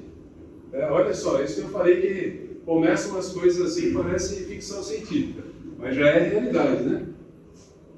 Como se obtém um grafeno? Olha só que simples, né? Eu falei o quê? Da história do grafite, né? E começou assim. Inclusive os dois físicos ganharam o prêmio Nobel. Olha só que interessante. Eles, segundo os dois, né? Pegaram uma barrinha de grafite, né? E começaram a passar um estilete. Aí fica o quê? Um pó extremamente fino, né? Extremamente fino. Tá? Lógico, eles já sabiam a teoria envolvida, né? Tanto que ganharam o prêmio Nobel os dois. Eles sabiam que isso daqui, ó, era um amontoado do quê? De átomos de carbono, né? Tá? Só para analisar como sujar um coffee break. Opa, então, vamos dar um tempo, né? Opa, que é isso? Assustador, né? Como foi isso aí? Tem que soltar. Olha lá. Bem, pessoal, então a gente estava aqui na história do grafeno, né? O lápis a grafite, né? O estilete, e aí formou essa montanhazinha aí de carbono, né? Agora você está ligado que está delicado aí, né? Olha lá, pessoal, se vocês colocarem isso daí naquele microscópio lá que eu mostrei na transmissão, vocês vão ver aquela coisa que já foi mostrada aqui, né? Primeiro, a disposição dos átomos de carbono e a simulação computacional aqui é com essa disposição, tá? Essa disposição já é assim? Já é assim. Mas veja só, para você fazer realmente o grafeno, então aqui é o grafite, ó, o grafite. Depois você passa por um processo de esfoliação e purificação. Aí você tem essa estrutura aí. Tá? Parecido, né? Muito parecido. Alguns espaços ali que seriam as empoeiras. Isso. É isso que eu ia falar, que ia comentar antes da gente ir. O que acontece? Isso aí virou uma lenda, né? Já é uma lenda nessa área. O cara não pegou o grafitezinho lá de R$2, R$3, né? E saiu raspando e chegou lá, né? Lógico que isso daqui é o grafite, mesmo que seja em barra, mas é comprado com alto grau de impureza e tudo mais, né? O problema são as impurezas, né? Mesmo aquilo nesse, você já tem, né? Para você tem que passar por a purificação para chegar a essa maneira aqui, né? Essa disposição, tá? Mas aí eles dizem que estavam... E ainda falaram o seguinte, né? Que pegaram aqui no Durex, né? Pegaram no Durex, colocaram lá no Durex, aí chegaram no microscópio eletrônico de transmissão, viram aquilo lá através da difração de raio-x, tal, bem, não é tão simples assim, né? Tanto que se você for reproduzir, você vai ver o trabalho que dá, né? Não é tão simples assim. Mas, de qualquer forma, é um material extremamente barato. Mesmo você comprando lá, né, o grafite, o carbono, né, puro e tudo mais, mesmo tendo que purificar, mesmo assim é extremamente barato ainda para produzir, tá? Bem, aqui está a primeira placa de grafeno produzida, tá vendo? Por essa empresa Graphene Nanomaterials, tá? Então, olha lá. Já está na disposição aí para bem escura, né? Aplicações do grafeno. Essas são as iniciais, né? Porque a coisa está começando ainda. Telas de smartphones. Então, veja só. Aquilo que a gente via no filme, né? Olha lá, o estilo de... Isso daqui já é protótipo, viu? Não é dizer que desenharam lá e tal, não. Protótipo, tá? Da Philips e tal, olha só. Né? Celulares, olha. Aplicações do grafeno. Olha só que interessante isso aqui. Quem sabe o iPhone 18 lá vem assim, né? Todo transparente. O interessante é o seguinte, ó. Inclusive a bateria nesse protótipo já é de grafeno e é transparente, né? O interessante é isso, né? Olha lá. Loucura, velho. Olha aí, ó. Olha só, tem uma cara bem de iPhone, né? Olha só, isso aqui já, né? Olha lá, transparente e tudo mais. O problema é se ele estiver desligado, você não acha, né? Todo transparente, cadê, né? Aí tá todo transparente, não Mas dá, aqui no né? Brasil o povo põe uma capinha, né? Pois é, com uma capinha roxa, né? Pronto. Olha lá, novas raquetes de tênis, tá? Então se tem alguém aí que joga tênis, já vê com uma raquete extremamente leve, né? As de grafeno, eu li aí algo em torno assim de a raquete inteira, de 1 grama. É um negócio não dá para pensar nisso, né? Por isso que eu falei, prepare-se agora para entrar na parece ficção científica, né? Embalar alimentos, né? Para você fazer. Minha esposa trabalha, uma das linhas ela é professora também, pesquisadora. Aí uma das linhas dela de pesquisa é essa história de embalar alimentos aí. Pega a planta, isso, aquilo, outro lá e faz os biofilmes para embalar alimentos. Já estamos falando, imagina o pessoal que exporta, né? Imagina você pegar e fazer uma embalagem extremamente fina e resistente, né? Extremamente resistente. Transmissores de rádio, daqui a pouco eu vou mostrar. Eu entrei em uma empresa, não lembro a empresa agora, que produz, daqui a pouco eu lembro, que produz componentes eletrônicos, né? E daqui a pouco eu vou mostrar umas coisas aí, parece filme de ficção científica, lá do Homens de Preto, né? Então, ó, já está chegando aí uma nova era de transmissores de rádio. Imagine só você ter um transmissor do tamanho do notebook para 100 km você transmitir, né? Os antigos transmissores, vocês lembram, né? Começou a válvula, depois diminuiu mais, por causa de transistor, e agora já tem aí uma nova leva de transmissores de rádio grafeno, né? Haja câncer. A radiação altíssima, né? Potência alta. Sensores para câmera fotográfica, os chamados sensores CCDs, né? Também a base de grafeno. Fones de ouvido extremamente leves, e aí o grafeno pode substituir até ou fazer uma junção com o ímã de neodímio, né? Para produzir fones de ouvido extremamente mais potentes e mais leves. Baterias para smartphones, isso aqui é uma grande sacada, né? Smartphone para notebook e tudo mais, né? Que recarregam em segundos, aí quando a gente fala disso já pensa logo em carro elétrico, né? Então vai ser uma revolução também, inclusive essas baterias que a gente, na maioria dos carros aí usa, é coisa circular, né? Watson, sua área aí, né? Então é tecnologia de 100 e poucos anos, né? Mas vem aí a bateria baseada no grafeno também. Bem, outra coisa aqui interessante, pessoal, né? Muito interessante, ó. Evitar corrosão em metais e equipamentos eletrônicos. Então você imagine só revestir uma plataforma de petróleo, hein? Em grafeno, extremamente leve, uma camada de, imagine, 0,01 milímetro, né? E aí te dá uma durabilidade de séculos para isso daí. Então é uma revolução, né? Imagine só você já sair lá da indústria com isso daqui já revestido, né? Esses filmes de grafeno. Então está aí só aqui já tem bilhões aí de dólares envolvidos, né? Só nessa aplicação aí. Então é uma das coisas que estão correndo muito para isso daqui, corrosão. O pessoal da engenharia mecânica sabe que corrosão é uma desgraça, né? Civil e mecânica, né? Corrosão é um dos problemas aí do mundo, né? Bem, outras aplicações, placas fotovoltaicas, daqui a pouco eu vou mostrar em números, como é interessante, tá? Espelhos inteligentes, substituir transistores e chips, novas lentes de contato, olha aí, LEDs de grafeno, né, que vai surgir essa nova história, né, de iluminação à base de grafeno, de LEDs de grafeno, colete à prova de bala, que o colega ali viu, né? Literalmente uma camisa, né? Aí uma camisa dessa é revestida com grafeno. John Wick, pronto, exato. Aliás, o John Wick, né, foi o primeiro a usar o colete, o termo de grafeno, né? Eu acho que é uma maquiagem de grafeno também, né? Porque não é possível, né? Não é possível, né? Então é isso, o colete à prova de bala, que literalmente você veste o colete, né? É uma camada extremamente fina e resistente, né? Bem, aplicações de grafeno, olha, esse teste aqui, né, de 3 pontos, você coloca uma barra aqui e vem com o terceiro ponto aí, né, fazendo força.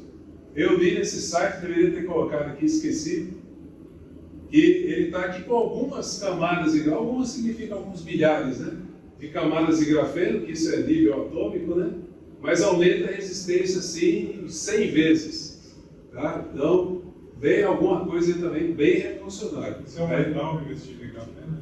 Oi? É um metal revestido. Metal revestido em grafeno, exatamente. Aí a gente já revestido, só isso, algumas camadas, né?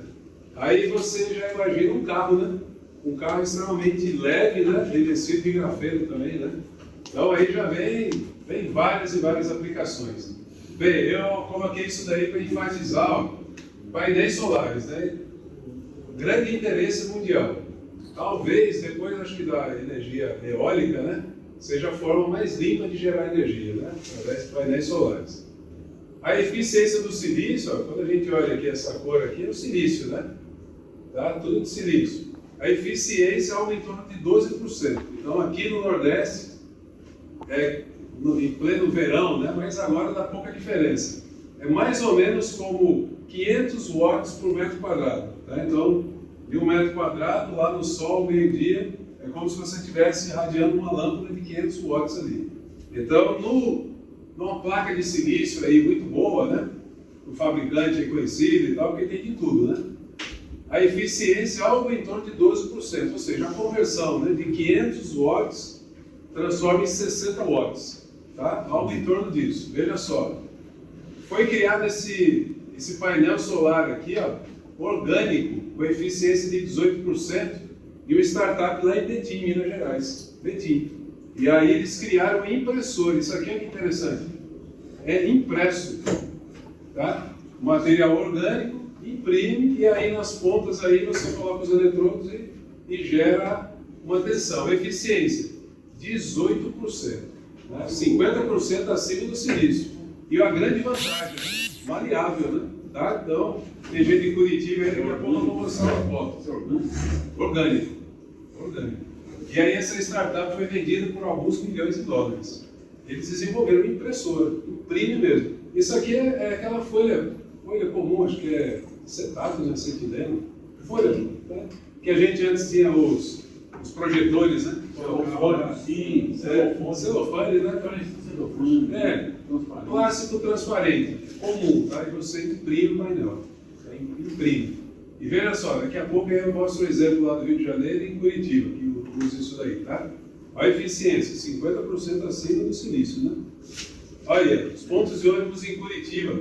Tem uns aqui, ó, se fosse placa de silício, né, seria reto, né? Então você consegue moldar, né?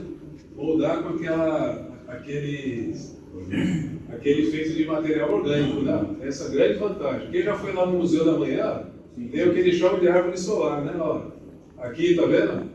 Quando eu fui, eu achava, primeira vez que eu fui, eu achava que era um vidro, que já era feito desse jeito. Mas não, depois é que eu descobri que a curiosidade, né? Que aqui é aquela placa lá, tá vendo? Aqui, ó, os painéis também e tal. Né? Então, já tem grande uso esse material orgânico feito desenvolvido, né? Pela startup lá de Betim. Tá? Então, já estão usando muito. Quando você vê aí um painel solar que não seja reto, né? É daquele jeito ali, foi impresso, né? Olha só, pessoal, o grafeno e eficiência. Né? E isso daqui dizem absurdo. Então, 86% de conversão, de eficiência. Vai acabar, né? O painel solar aí, do jeito que a gente conhece e tal, esse orgânico, vai embora. Né? Hoje, 12. 12. E o orgânico, 18, olha, 86%. Aí sim, né? Aí você vai lá e reveste lá um pedacinho da sua garagem e alimenta a sua casa, né? Aí, ainda mais no Nordeste, um sol desse, né? Aí você chega aqui, ó, se fosse em julho, estava assim também, né? Vai ser barato. Pois é, por tempo baixo. O painel agora é porque 600 reais, né? Hã? O painel solar não roda. Pois é. Vai comprar um. Mas com o tempo, a produção aumenta, né? A produção vai aumentando e tal, Quando a gente que é novo tiver velhinho. Pronto. Nossos filhos vão usar. Nossos filhos, nossos netos. Exato. Aí, ó. Eficiência do grafeno, veja só, né? Olha só, já tem satélites aí que estão utilizando já, tá? As placas solares de grafeno. Então é aquela coisa que começa lá em cima, né? Sim. Se custar uma plaquinha dessa de $200 mil, aqui não é nada, né? Pelo benefício, né? E além do mais, cada quilo, quando você vai mandar para o espaço, tem um absurdo, né? Então você substitui o painel lá de silício, o grafeno, compensa muito, né? Tá? E outra, aí daqui a pouco começa a baixar justamente por isso, né? Vai aumentando a produção, os processos vão se tornando mais simples e tal. Então tá aí, já tem satélite no espaço, aqueles lá da SpaceX, tal, Starlink, né? Dizem também que é grafeno, que já é grafeno. É desse tamanho, lá, se fosse silício, tudo, ou aquele orgânico não aguenta, por causa da radiação solar, né? Altíssima, né? Ele não aguenta, não suporta, muito UV, infravermelho e tal, né? Então já tem aí. Bem, pessoal, nanotubos de carbono. Então, como vocês olham, é bem parecido com grafeno, lembra, né? Por quê? Porque é grafeno, tá? Olha lá, que interessante essa animação. Tá? No mundo real, lá no microscópio eletrônico de varredura, você vê isso daqui, né? Tá? Mas se ampliar mais, você vai ver alguma coisa parecida com isso. Olha lá. Aqui ó, é uma foto de uma corrente elétrica passando por um nanotubo de carbono. Ele na configuração de condutor. Tá? Aí ele conduz sem resistência elétrica nenhuma. Agora, ele na configuração isolante, aí não conduz nada. Tá? Então ele é um material extremamente condutor e ao mesmo tempo extremamente isolante, que é uma contradição, né? Ou é um ou é outro. Então tá aí, os nanotubos de carbono são cilindros e moléculas de carbono que possuem propriedades incomuns. Olha só, pessoal, que interessante, a depender do ângulo em que são dobrados. Tá? Então tem as placas de grafeno, e aí você literalmente dobra ele. Olha lá, por isso que é nanotubos, né? Por exemplo, eles podem ser tanto condutores quanto isolantes, ou até mesmo semicondutores. O que é um semicondutor? É a base, né, do transistor, do circuito integrado e tudo mais, né? Então veja que interessante, o material que ele é condutor, isolante e, entre um e outro, semicondutor. E o semicondutor é a base da eletrônica, né? Então olha que versatilidade, né? Então vamos lá, ó. Vejam só aqui, ó, a geometria, tá vendo? Que ele é simplesmente dobrado é que te dá, olha só, as aplicações dele. Tá vendo? Você olhando por cima, olha lá, eu não sei qual é a configuração, não achei, ainda tá, a literatura ainda é muito vaga quanto a isso, mas olha só, vamos dizer que aqui, ó, ele esteja na configuração como condutor. Aqui ele pode estar, estou chutando, né? Pode estar como semicondutor e aqui pode estar como isolante. Simplesmente o jeito que você dobrou ele. Tá? Exato. Parece brincadeira de criança, né? Então olha aí a versatilidade, como parece que é coisa de ficção científica, né? Aplicações, bem, essas é o início de tudo, né? Cada dia vai surgir mais, né? Diversos filtros, ó, água e óleo, água e sal, usos médicos, eletrônica em geral, fuselagem de foguetes, satélites, drones. Quando eu digo eletrônica em geral, é uma nova...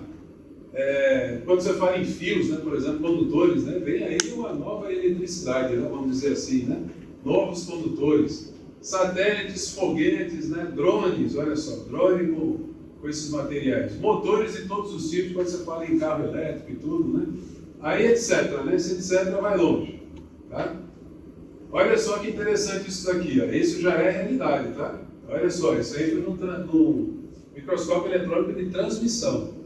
Veja só, o que é isso daqui, ó? Source Gate Drain. Né? Quem é do pessoal da eletrônica vai dizer logo, isso aqui é um transistor de efeito de campo. Né? Exatamente, é um transistor de efeito de campo. Tá? Feito com grafeno e nanotubos de carbono. Tá? Então aqui o gate é basicamente como se fosse a porta do transistor. Né? Você quer que ligue o motor, por exemplo, você manda um sinal aqui no gate, aí ele vai fechar aqui, ó, funciona como uma chave mecânica, mas é eletrônica, né? Tá, ó, aí ele fecha aqui e vai lá, você ligou o seu motor, acendeu a luz e tal. Olha só as dimensões, ó. 10,7 nanômetros, 8,8 nanômetros, 11,2 nanômetros. Tá? Então é tudo lá na nanotecnologia, né? Tudo lá no estado da arte que a gente fala, né? Olha aqui, um transistor, vocês conhecem, não? Um transistor aí, né? Comum. E olha só a nova família de circuitos integrados. Ó. Que negócio esquisito, né? Parece de homens em preto, não parece aqueles monstrinhos lá e tal. Olha só, tem nada a ver com... É uma nova eletrônica, é uma nova eletricidade, é tudo novo. Não tem nada a ver com o antigo. Olha só, pensou você abrir o seu computador lá e ter um negócio desse? né? E aqui, ó, tem bilhões desses transistores aí, então é um negócio inimaginável. Olha só, isso aqui eu peguei numa indústria de eletrônica e tal, que já está lá na Coreia do Sul, né? Eles estão fazendo lá já os primeiros circuitos integrados à base de grafeno e essa nova eletrônica aí. Então vem muita coisa nova, viu, pessoal, por aí, né? Daqui a pouco está tudo obsoleto aí, né? iPhone 16 que custa 12 mil, tudo vai logo logo ficar obsoleto com essa nova eletrônica, né? Olha só aqui, ó. O que seria um circuito integrado feito à base de nanotubos de carbono? Olha só, que coisa estranha, né? Base de silício, olha lá, esse daqui FET é o transistor de efeito de campo, né? Olha aqui, ó, RRAM, memória RAM, tá vendo? Olha aí, ó, sensores e tudo mais. É uma nova eletrônica, não parece com nada que exista hoje, tá? É novo mundo. Pronto, isso daqui, ó, numa empresa, olha, capa, nanotubes, não tem o nome da empresa aqui, né? Não. Aí, olha só, ela criou o material mais escuro que o ser humano já viu. O material mais preto que pode existir. Tá? Olha lá. Aqui está a peça, na usinada e tal, e aqui está a peça com esse spray. Né? E outra, a espessura aqui é coisa assim de 5, 6, 8 nanômetros. Tá? Então, extremamente, praticamente nada, né? Aí veja só. Isso daqui pode usar, logo vai ter o quê? Tinta para aviões, né? Imagina, tinta... Já tem algumas tintas aí com partículas bem pequenas, mas vem aí uma nova tinta à base de nanotubos de carbono e tudo mais, né? Aí veja só, esse exemplo aqui que eu peguei era para o James Webb, lá, aquele telescópio novo, né? Então ele tem praticamente uma câmera, né, que captura, né, essas imagens. E aí você tem que ter a chamada câmera escura. Vai entrar só a luz aqui, a câmera está lá atrás, ele é alguma coisa de meio metro, o CCD, o sensor daqui atrás, e vai entrar a luz, só que a luz que entra é quase nada, né? Imagina você está fotografando bilhões de quilômetros e tal. Então você tem que ter um material o mais escuro possível, para lá dentro não ter nada, né? Luz nenhuma, ser completamente escuro. E aí já foi uma aplicação disso daí. Então o James Webb, esse último telescópio que foi lançado, tem alguns anos, 3 anos, né? A câmera dele, né, que capta lá, que tem o CCD e tal, a câmera, chamada câmera escura mesmo, câmera escura é desse material aí, o material mais escuro da história da humanidade, né? Bem, então a importância de novos materiais na engenharia se confunde com a própria história da humanidade, né? Idade do bronze, idade do ferro, né? Idade do cobre e tudo mais. Então a gente está chegando agora na idade do grafeno, logo, né? Então vai ser uma revolução tal qual, ou muito maior, né, do que foram esses períodos que foram marcados aqui por isso, né? O mundo moderno, então, né, ele se deve muito em evolução, né, em revolução que os novos materiais propiciam. Tá? Então a gente não pode chamar de mundo moderno, né? Não existiria esse mundo moderno se não fosse os novos materiais, a importância desses novos materiais para a engenharia e logo para ser aplicado na sociedade, né? Bem, só que para você, vamos fazer um resumo, né, disso daqui, já é 16 horas, né? Vou passar um pouquinho mais rápido aí, tá? Veja só, eu posso até passar a apresentação aí para o pessoal aí, se quiser, se tem uma curiosidade ou outra, né? Posso passar aí, tá? Aí, veja só, para você desenvolver lá um novo material, a história do grafeno, isso, aquilo, outro, aí a pergunta dele, né, foi muito boa. Né? Não tem como saber do que é feito aquela Barrier Wall System, aquela barreira lá e tal. Tem sim, né? Tem. E aí entra nessa história de caracterização de materiais, tá? Basicamente, né, identificação aí por exemplo, composição química, estrutura, microestrutura da amostra e tal, para conhecer essas propriedades, para conhecer a fundo, né? Então, veja só, qualquer caracterização inevitavelmente ela vai passar por isso daqui, o espectro eletromagnético, que a gente vê lá no ensino médio, né? Vê, faz a prova e depois esquece. Né? Lembra do espectro eletromagnético? Então, quando eu falo lá raio-x, quando eu falo ultravioleta, infravermelho, luz visível, tá? Tudo isso daí, ó, nada mais é do que esse espectro eletromagnético aqui, ó, que vai desde as ondas de rádio mesmo, rádio AM, FM, TV e tal, as micro-ondas que você vai lá e aquece o alimento, passa pelo infravermelho, que é uma parcela grande, aí vem a luz visível, que é só isso daqui, ó. é a menor de todas, que a gente consegue enxergar, o espectro visível. Olha lá, do vermelho ao violeta. Então, se for maior do que isso, é infravermelho. E luz ultravioleta está aqui, depois do violeta, né? Então, comprimento de onda maior do que o vermelho, você já entra no infravermelho. E o comprimento de onda menor do que o violeta entra na faixa chamada de ultravioleta. Mas veja só que interessante. O visível é muito pequeno. Olha só o tamanho do infravermelho e do ultravioleta. Né? Só para a gente ter uma ideia de caracterização de materiais e como isso daqui é importante, essa nomenclatura. Tá? Então veja só. As ondas o espectro eletromagnético vai desde as ondas de rádio até os raios gama. Só que os raios gama, eles só têm origem em estrelas e tudo mais. Então, aqui no planeta Terra não tem uma máquina, nada que produza raios gama, né? Tá? E aqui está o visível, exatamente no meio, né? O que a gente consegue enxergar. O ser humano não enxerga nada, né? Aquele telescópio lá, James Webb, olha que interessante. Quando a gente pensa em fotografia, a gente já pensa no quê? No luz visível, né? Vou tirar uma foto e vou ter que ver de novo, né? Porém, a câmera dele, além do visível, ela captura no infravermelho todo aqui, ó, captura no micro-ondas, ondas de rádio, ultravioleta e raio-x. Então ele consegue tirar uma foto do espaço, mesmo quando a gente vê, você olha para o espaço, é tudo escuro e uma estrela ou outra, né? Como é que sai uma foto lá toda colorida? É porque ele fez em outro comprimento de onda, tá? Geralmente raio-x. Ou pode fazer também infravermelho, né? Que é calor, ultravioleta, tá? Mas quando fala em caracterização de materiais, inevitavelmente vai estar estudando esses comprimentos de onda, né? Aí aqui, para exemplificar isso, ó, tem uma foto. Imagine a sua foto na luz visível. Você foi e tirou do seu celular. Imagine lá se fosse com... Tem várias câmeras assim, mas como eu falei do James Webb, né, do telescópio. Então, olha só. A sua foto no infravermelho próximo. Olha como é que você ficaria com a cara ali, meio que está com anemia, né? Então, essa é a foto, ó, no infravermelho próximo. Olha a foto aqui, ó, do infravermelho de ondas curtas, olha só. Né? O infravermelho já distante. Olha como é que seria a sua foto, né, se fosse capturada assim. Olha lá muito distante, quase lá nas micro-ondas, ó, ainda no infravermelho. Olha só como é estranho, né?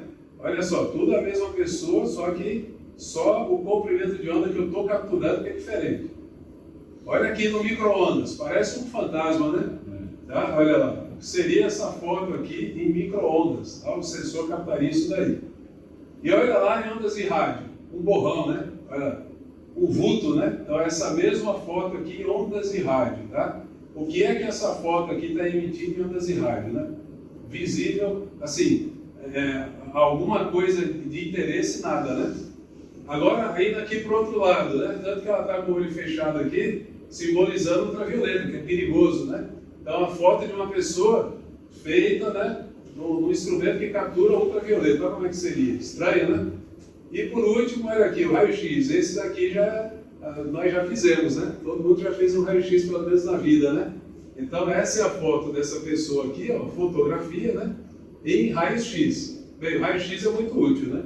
Raio-x, uma pessoa de idade lá cai, mesmo que não tenha letramento científico e tudo, você vai fazer um raio-x, né? Vai lá, por quê? Para saber se quebrou algum osso, né? Tá? Então, o raio-x é aquele... Os outros aqui pode soar estranho, né? Mas o raio-x lá, todo mundo sabe a necessidade, né? Bem, então, dentre técnicas de caracterização, quando você fala de novos materiais e tal, uma das mais importantes é a microscopia eletrônica de varredura, né? Um microscópio, que aumenta algo em torno de 300 mil vezes. Tem o EDS também, para saber os elementos químicos, tá? Olha aí, uma fotografia, né, de um NEV, né, microscópio eletrônico de varredura, ó, a espessura aqui, 0,3 micrômetros, né, 300 nanômetros e tal. Olha que interessante isso aqui, no olho de uma mosca. Olha como é a natureza, né, interessante, né? Então isso daqui é de um artigo meu aí, né, é uma cerâmica, aqui eu mostro que tem baixa porosidade e aqui tem alta porosidade, né? Então uma sinterizada a 1150 graus. E aqui uma série de fotografias, né? Uma série de fotomicrografias. Olha, aqui é um tecido, né, visto no NEV. Tá? Aqui ó, são nanotubos de carbono. Então, quando você está caracterizando o material, você tem que ter o equipamento correto, né? Aí ele faz foto de microscopia, essa foto aqui foi eu que fiz, né? Parecida com essa daqui. Essa daí é fibra de coco, né? Um material que a gente está trabalhando aqui, ó, biomassa, né? Mais fibra de coco. E essa foto aqui é do Fábio, que ele não veio aqui, ele é microscopista aqui. O microscópio aqui do ITP, ele ganhou um prêmio nacional. Esse concurso aí, MET-MAT de fotomicrografias e metalurgia e materiais. E segunda-feira ganhou um prêmio internacional, com essa mesma foto aí. É um carbonato de cálcio. Ele coloriu artificialmente, né, e ganhou. Ficou em primeiro lugar aqui no Brasil e em terceiro lugar internacional. No concurso de micrografia. Bem, o que dá para fazer também naquele microscópio? Você pega uma liga metálica, ó, que tenha níquel, cobre, alumínio, oxigênio. Aqui está a liga, né? A foto lá, né? O médio. E aí tem como você saber, ó, exatamente a posição que está. O alumínio, oxigênio, níquel, cobre, tá vendo? Olha lá, isso daqui, ó, oxigênio, né? O que aparece aí testar. Então, quanto cobre tem aqui, né? Quanto níquel. Então, é uma maneira de você quantificar, né? De ter uma ideia do que tem e a quantidade é onde está, exatamente onde está. Análise térmica, aquilo que eu falei do nióbio, né? Saber se ele, a 1000 graus ele se degrada ou não, ou qualquer outro material. Então, esse daqui é uma curva típica, né? Difração de raio-x, o raio-x que eu falei agora há pouco, né? Esse é o primeiro raio-x da história, é da esposa do William Reutinger. Ele era físico, e aí, passando a mão na frente de um tubo de raios catódicos, ele viu os ossos, né? E não sabia o que era. Tanto que falou, olha, ele sabia o que era raios, né? Raio e tal. Mas o X é um incógnito, né? Na matemática, né? Então é um raio que ninguém sabe o que é esse. Então é um raio X. É um incógnito, né? Só que anos depois eles souberam exatamente o que era isso e inclusive veio até um prêmio Nobel, né? A pessoa que descobriu isso. Olha, é uma radiação, só que com comprimento de onda, né? Lá, muito grande, que consegue penetrar o chamado tecido mole e vai bater aí, né? Vai ser absorvido pelos ossos. Então essa foto aqui é da esposa dele, a Ana Berta. Tá? Ela, olha aí, o anel, né? Aqui, de casamento e tal, e ela foi a primeira pessoa a morrer através de câncer produzido por uma radiação ionizante. Né? Ele simplesmente usou a mulher para fazer o raio-x do corpo todo, cobaia. Virou a cobaia dele, né? Então ela foi a primeira pessoa a desenvolver câncer artificialmente, por causa do raio-x. Não sabia, né? Não sabia que era nocivo. O interessante é aqui, ó, o laboratório dele, tá? Em 1895 ele descobriu o raio-x, né? Isso daqui, ó, virou uma febre lá no início dos anos 1900. Olha lá, o tubinho de raios catódicos que emitia o raio-x, aí descobriram que o filme, né, igual a gente faz hoje, né, você conseguia ver dentro da pessoa. Então, em primeiro lugar, começaram a fazer fotografia. Venha fotografar o seu eu, venha fotografar a sua alma. Eles achavam que era a alma. Você conseguia ver lá dentro, mas seria a alma. Colocava na cabeça e via o raio-x ali nos ossos. Aqui é a alma. Aí começaram a dizer que o Reutinger tinha inventado um equipamento que era a prova material de que a alma existia. Tá? Então, olha que interessante. Aí o que acontece? Provavelmente esse cidadão que foi retratado morreu também de câncer, e esse daqui mais ainda, né? Mais cedo ainda que ele ficava lá o tempo todo, né? O tempo todo lá na exposição, né? Bem, como é que faz um raio-x, pessoal? É chamado de difração do pó. Você pega um pouquinho do pó, coloca no porta-amostras, se quiser pode fazer com que ele fique mais compacto, né? Ou não, tá? E aí você coloca no equipamento e ele vai te dar alguma coisa desse tipo. Nesse caso aqui é uma argila, aí ele vai me dizer quais são os constituintes. Olha lá, quartzo, calcita, caldenita, monte-morolonita, feldspato, hematita e muscovita, tá vendo? Cada pico desse daqui, ó, é uma impressão digital, a identidade desse material, tá? Outros materiais vão ter outros picos, né? Tá? Aqui em outros ângulos, mas aí você consegue identificar que material é esse daí, tá? Aí ele ainda consegue te dizer a quantidade de cada mineral que tem, tá vendo? Em porcentagem. Então, é um equipamento muito utilizado. Por exemplo, ó, você pode, através do MEV, ou do raio-x também, mas o MEV aqui é mais adequado, né? O IDS, você pode pegar uma joia, tá? O Inmetro faz isso. O Inmetro pega lá uma joia, uma semi-joia, ou será que essa joia foi vendida como ouro? Mas começou a enferrujar, que negócio é esse, né? Aí eles fazem esse teste aí, tá? Olha lá, prateada vai ter esses elementos químicos, olha aí, a dourada, a bronzeada, né? Tá? Eles fazem essa análise aqui, o MEG, e depois eles vão vendo ali, por exemplo, pode ter uma camada de ouro só que é vendido como ouro 18 quilates, né? Então é uma maneira de você quantificar aí e dizer se uma joia realmente é verdadeira ou não, tá? Uma aplicação interessante aqui foi esse robozinho, vocês lembram dele? O robô, ele é o Curiosity, olha lá, foi mandado lá para Marte em 2011, eu acho, né? E ele, chegando lá, a NASA publicou que, ó, solo de Marte é semelhante ao do Havaí, mas como é que soube disso? Olha que interessante, esse robozinho do tamanho de um automóvel, ele tinha lá um difratômetro de raio-x e um XRF, tá? Então ele sabia os elementos químicos e fazia o raio-x, tá? Mais ou menos, olha lá, ele fazia o furinho, pegou lá a amostra, colocou no porta-amostra, fez análise química e mineralógica e descobriu que lá tem quartzo, aquilo que eu mostrei agora há pouco, né? Quartzo, calcita, ferro, tal, ou seja, Marte e a Terra vieram do mesmo lugar, né? Tá? Foram criados do mesmo jeito. E através do difração de raio-x, principalmente. Bem, esse daqui é o antigo Laboratório Nacional de Luz Síncrotron lá em Campinas, né? Aqui tem o acelerador de elétrons. Quando chega próximo à velocidade da luz, aí ele vem com esse anel maior aqui. Esse era o antigo, esse daqui já foi desativado, né? Então tá aí o anel, né, que acelera, e aí os raios-x são produzidos, aí tinha essas estações de trabalho, né, que são laboratórios. Tá, ó, eu vou mostrar o próximo uma foto. Ó. Eu passei uma semana lá uma vez, fazendo medida, e é manhã, tarde e noite, 24 horas. Não pode deixar o equipamento sozinho.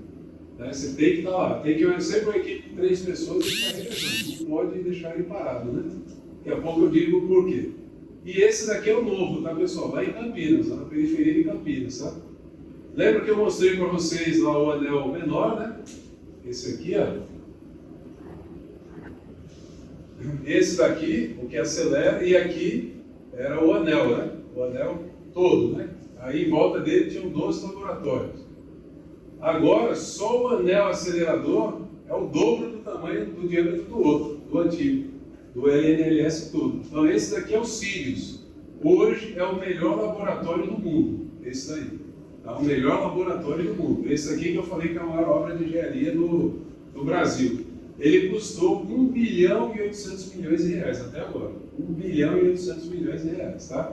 Então o feixe de elétrons, ele é acelerado, tá, a 3 gigaelectronvolts. Então o que é isso? Então, para você fazer com que o elétron se movimente, você tem que ter uma chamada de energia cinética, né? Para ele começar a se movimentar. Como é que você faz isso? Aplica uma tensão. Tá? Aplica uma tensão. Aqui não é 127 volts, 220 e tal. Para ele chegar a 3 gigaelectronvolts, eu tenho que acelerar 3 bilhões de volts. 3 bilhões de volts, tá? A tensão de aceleração. Aí. Tá? Por isso é que ele é a luz mais intensa. Quando eu digo luz, lembre-se que não é só o visível, né? Infravermelho, raio-x, ultravioleta e tal. Tá? Então, ele hoje é o melhor laboratório do mundo. No total vão ser 32 laboratórios, vários aqui dentro, do tamanho do estádio de futebol para 50 mil pessoas. Tá? Ele tem vários laboratórios aqui dentro, olha só, e tem uns que são enormes, começam aqui dentro e vai até lá fora. Esse daqui mesmo do tamanho desse prédio todo aqui, só o laboratório, que é o de DRX e tal, tá vendo? É o de raio-x. Então é uma coisa impressionante lá o CNP. Então esse daí é o Sirius. Então os equipamentos foram todos produzidos no Brasil e não tem nada a ver também com os que existem por aí afora, no mundo, né? Esse hoje é o melhor do mundo em todos os aspectos, é o Sirius, tá? Olha lá, esse daí são, por exemplo, no equipamento, né, de raio-x, você vai ter única medida dessa daqui, demora 10, 12 minutos, né? Então, para fazer o monte assim, você tem que passar o dia todo. Lá, cada espectro desse daqui, você consegue fazer em 6 segundos. 6 segundos, e com a definição extremamente maior do que os outros, né? E outra coisa, ele pode ir aumentando a temperatura da sua amostra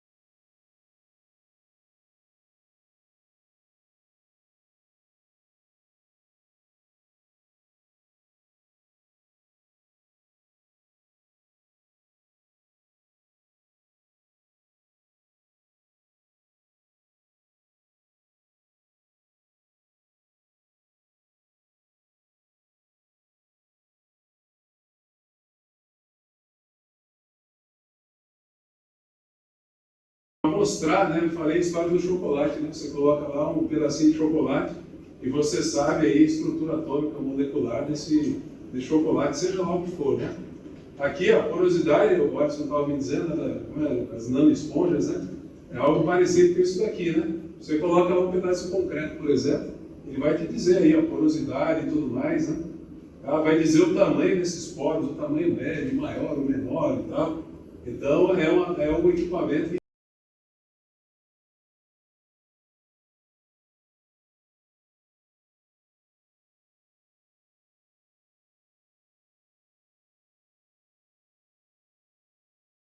você tem lá um pedacinho, fizeram um